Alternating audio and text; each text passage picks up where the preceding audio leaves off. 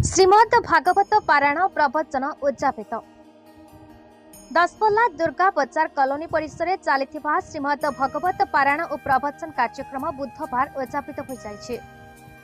11 तारिखर एही पारायण प्रवचन कार्यक्रम चलुला। उक्त प्रवचन कार्यक्रम में भद्रकर विजय राघवेन्द्र दास महाराजा, पुरीर पंडित लखन दास महाराजा एवं नयागढ़ पंडित गोपाल चंद्र रायगुरु प्रमुख योगदान करी प्रवचन देते।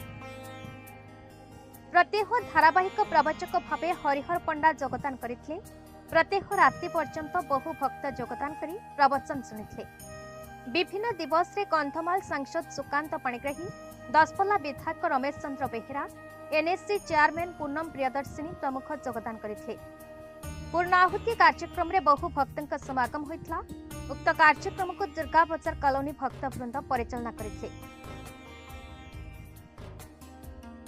महत्मान हृदयामुद्युत आज विचार कले कौन कहले कहले बलिजात पाखक जीवी हेले केमिति जीवी ना लावण्य मुष्ट मात्र एड़िकी छोटिया टेनी पाप एड़िकी छोटिया टेनी पाप बामन रूप धरिले जेमिति बामन रूप को धारण कले कहले बामन रूप धरि हरि बड़ी विजय